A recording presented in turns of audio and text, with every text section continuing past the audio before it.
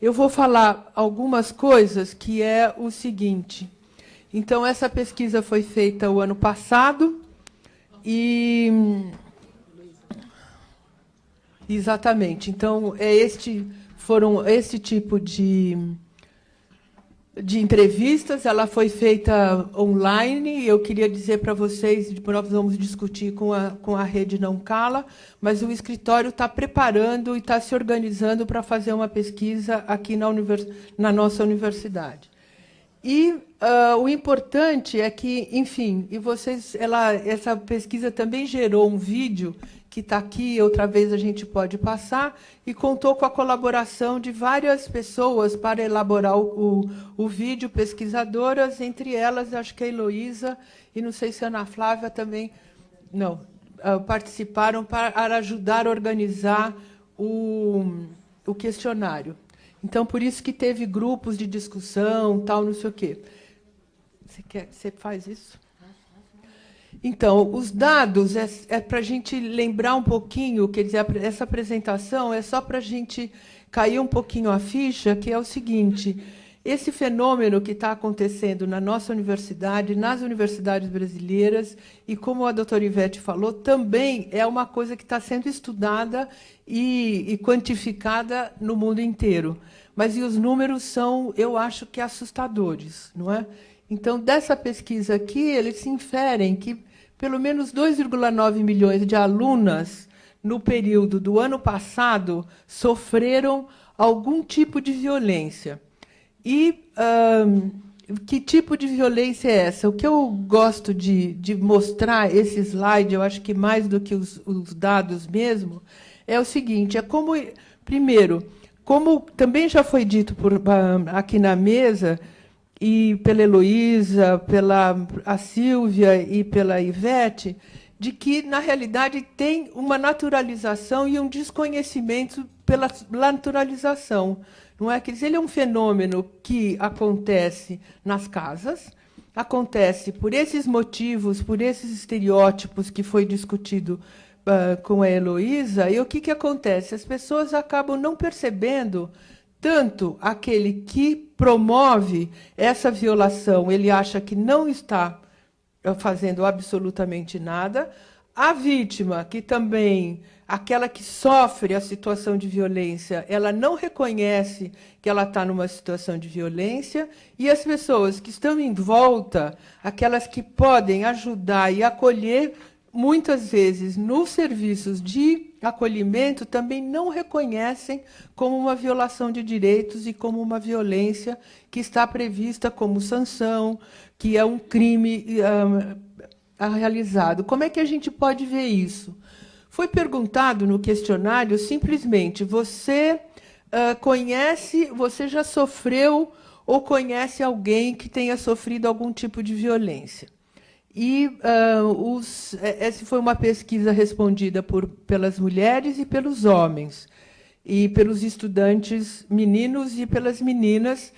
E o que acontece? As mulheres achavam que 10% relataram que não tinham sofrido nenhum tipo de violência, e os homens de que não haviam praticado nenhum tipo de violência. Relataram que tinham sofrido, e homens 2 que eram isso, que eram, enfim, que tinham exercido e que eram agressores. No seguinte, foi apresentado, então, um quadro de tipos de violência. Não é que nós vamos ver quais são esses tipos de violência.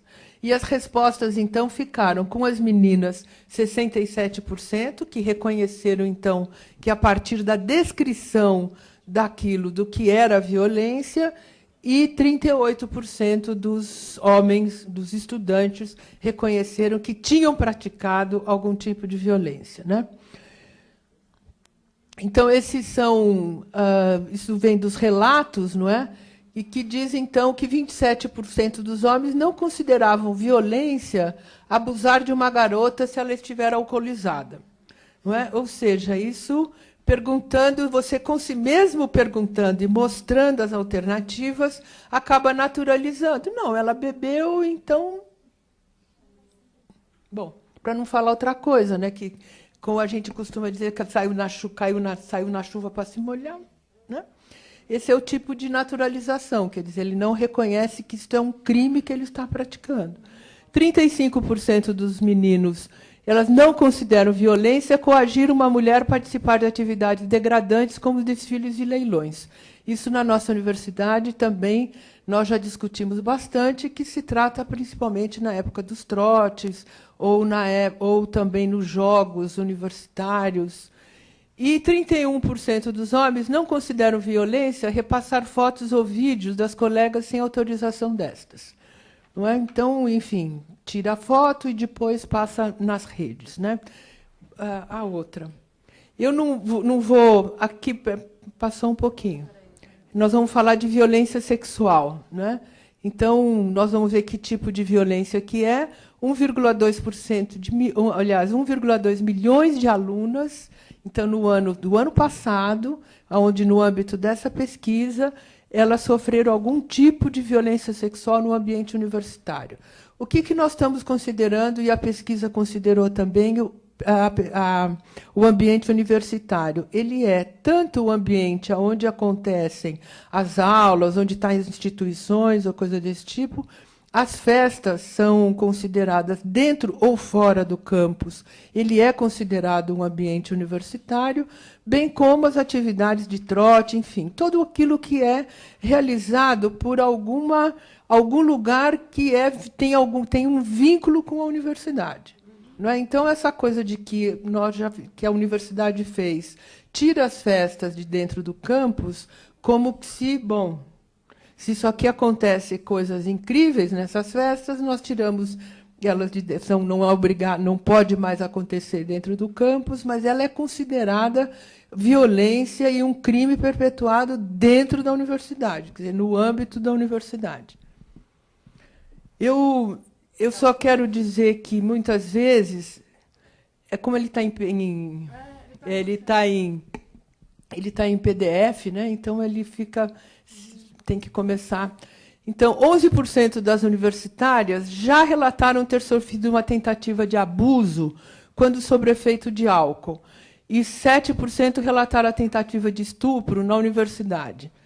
Bom, aqui eu queria dizer o seguinte: muitos estudos, principalmente das universidades americanas, tomam sempre como álcool como referência. Não é como se a questão do álcool, da bebida alcoólica fosse o motor disso. A gente precisa tomar bastante cuidado com isso, porque ele não é a razão da violência sexual, da violência, do crime praticado contra as mulheres. A razão está naquilo que a Heloísa nos trouxe nessa discussão do que significa essa relação entre homens e mulheres, essa relação do que significa a violência contra as mulheres. O álcool ele pode, então, potencializar, trazer outras dimensões, tá certo? Que vai ser o abuso sem a permissão, enfim, ou seja, vai se realizar um estupro, porque muitas vezes a estudante está alcoolizada, está sem condições de responder. Mas a gente não pode entender que o álcool é a razão. Então, por exemplo, uma das medidas que a universidade diz que tomou para resolver essa questão é proibir o álcool dentro do ambiente universitário. Bom, isso resolve outros problemas, certo? Outros problemas, não a questão da violência.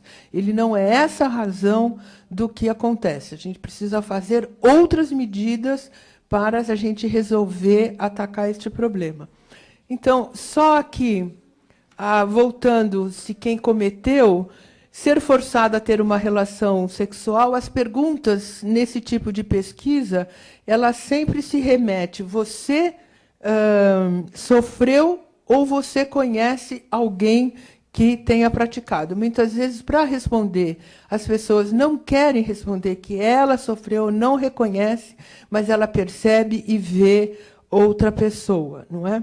Então, ali você tem esses dados. Aqui ficou sabendo 14% de ter uma relação forçada, uma relação sexual, ser forçada a beijar e ficar com o veterano. Isso, então, na época dos trotes, a gente conhece bem.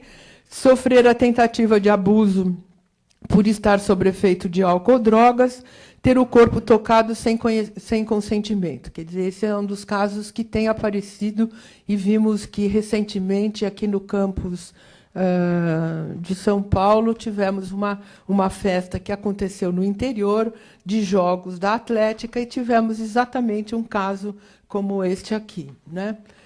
E, enfim, o reconhecimento de que os homens 4%, 4%, 9%, e que das mulheres que sofreram, e nós vamos, quer dizer, ter o corpo tocado sem conhecimento, a gente tem um número de 23%, embora, olhando antes, não se reconhecia isso como violência. Eu, pensando na hora, eu acho que vale a pena, só vou citar os tipos de que esse relatório e esse questionário analisa. Ele trabalha também com a questão do assédio sexual, não é que isso é bem definido e caracterizado, e, conforme a Silvia disse, não é crime se ele não está... Um ato só é considerado crime se ele está bem caracterizado, e este é o caso de assédio sexual, está bem caracterizado, está na Lei Maria da Penha também, não é?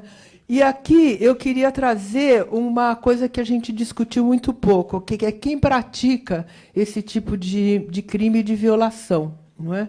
Nós estamos falando o tempo todo de que geralmente é uma pessoa conhecida, geralmente da família, geralmente, se aqui no campus, é um colega, mas na nossa universidade a gente tem que trazer, e nas universidades em geral também, um outro autor disso, que são os docentes, que então a coisa se complica na forma que tem que ser reconhecido, e provavelmente vocês vão ter bastante dificuldade em ouvir esse tipo de violação. E nós vamos verificar que ele não é tão pequenininho, não é? 20% das alunas relatam já ter recebido comentários indesejados com conotação sexual de algum professor. Então, só olhando aqui esse dado, ouvir de professores comentários indesejados de natureza sexual. Você tem 31% das meninas já ouviram esse tipo de comentário, não é? E, enfim, aqui essa pesquisa, ela não avaliou os docentes, isso significam alunos que cometeram, e aqui, então, que já sofreu 20% das meninas. E eu não sei se tem várias... Ela está subdividida, a pesquisa, conforme o tipo de violação.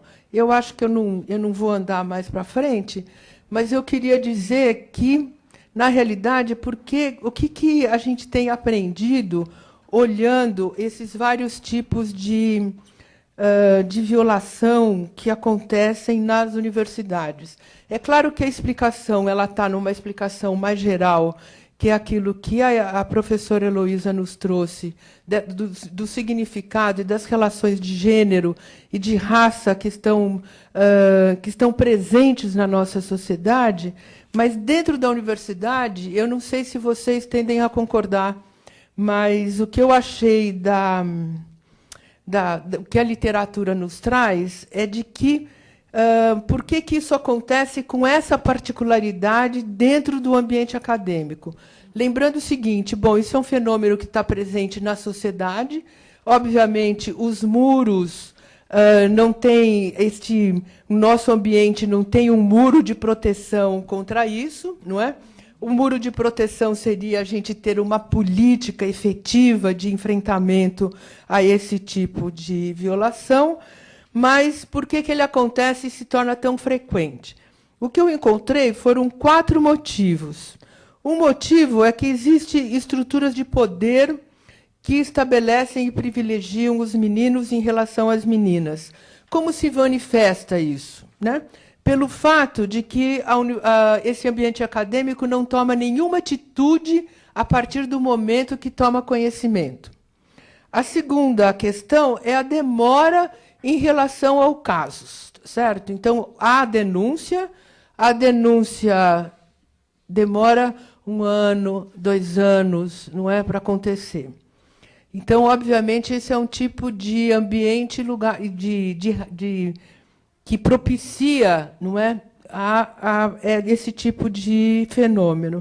A seguinte explicação dessas razões particulares, né, lembrando que são particulares no nosso ambiente acadêmico, é a presença de hostilidade com relação à vítima. Não é? Quantas vezes a estudante foi denunciar, e aí, no lugar que ela foi denunciar, seja ela na sua unidade, seja ela no serviço, a resposta e a atenção a essa menina é: não faça isso, besteira, tá certo? Será que não foi você que provocou? Vamos fazer assim, ó, não anda com essa sainha aqui nesse ambiente, não é? Não anda sozinha, troca de lugar aonde você mora e acaba, quem sabe é você que está provocando, não é? A terceira razão, que eu acho que se confunde de certa forma com a anterior, é a naturalização e tolerância em relação à violência. Então, a universidade faz de conta que isso não existe. Não é? Seja do ponto de vista de que isso é uma tradição, seja do ponto de vista de que isso nós também não pode deixar público, porque, afinal de contas, não vai pegar bem para a nossa escola. Não é? Saber que isso também acontece, é coisa desse tipo. Então, fica quieto. Por isso que eu acho que isso acaba... E a naturalização é dizer assim, isso acontece em qualquer lugar. Não é? Os meninos bebem um pouco. Pois é, os meninos bebem um pouco, as meninas também estão na festa. O que espera o quê? Não é? E os professores, quer dizer, principalmente essa coisa de que cria esse ambiente, são esses comentários, não é, cotidianos que as alunas ouvem, inclusive dos próprios professores, desqualificando-as pelo fato de serem mulheres e estarem, enfim, ou fazendo perguntas inteligentes, ou não serem ouvidas, ou porque achar que, enfim, ela não devia estar naquele lugar, né? Daquele curso que ela está fazendo, tal, não sei o quê. Então, por isso que acaba criando uma naturalização e uma tolerância, né? E a quarta é a presença de estereótipos sexistas, que são principalmente isso que está presente. Se a gente olhar as universidades, mas a gente pode olhar simplesmente a nossa universidade, nós vamos verificar que, nos últimos anos, as mulheres entraram nos cursos acadêmicos, né? Eu sou do tempo, lá do século passado, dos anos 90, quando iniciei a minha militância, coisa desse tipo, que dizia assim, não, a diferença é que as mulheres não são educadas, é por isso que não tem, tal, não sei o quê. Bom, quando se abriu e transformou a educação de uma forma mais acessível, o que acontece hoje com os dados? Nós temos mais mulheres cursando o segundo médio, o ensino médio, nós temos mais mulheres nas universidades, mas nós temos mulheres cursando que tipo de curso? Não é? Então, sempre aqueles relacionados aos estereótipos femininos que a Elô nos trouxe, que é sempre aquela relação com cuidado. Então, nós ainda temos, em pleno século XXI, cursos que são eminentemente femininos e cursos que são eminentemente masculinos. E ninguém acha nada demais isso. Não é? Quer dizer, a gente é capaz de dar aula numa sala de aula no qual tem 10% de meninas? E ninguém se pergunta, e o que acontece isso? Muitas vezes a própria instituição acha que aquelas meninas ou elas estão fora da curva, não é? Ou elas não deviam de estar ali. E aí as falas são sempre... É este que você cria um caldo, é isso que você cria as condições para a repetição, para a gente não... Enfim, de você criar esses dados e trazer esses números. Quer dizer, como é que pode a gente pensar que em torno de 38% das meninas durante um ano... a primeira vez que tomei contato com esses números, eu fui conversar com uma aluna, e o que para mim ficou, não sei como foi a vivência de vocês na universidade. Para mim, ela foi muito boa, foi uma época de despertar, de conhecer, de fazer uma série de coisas. E o que eu tenho ouvido de algumas alunas é de que é um momento de muito medo, de muita aflição, não é? E de muita tristeza. Então, eu falo, bom, isso não pode, a gente não é esse o ambiente que a gente espera para uma formação de profissionais que muitas vezes vão cuidar de outras pessoas, né? Então, eu queria um pouco discutir essas 4 razões, ou quem sabe outras, para a gente entender e a importância que a gente tem, assim, enfim, de que nós temos que fazer alguma coisa e ter uma intolerância zero com relação a esse tipo de violação. Obrigada.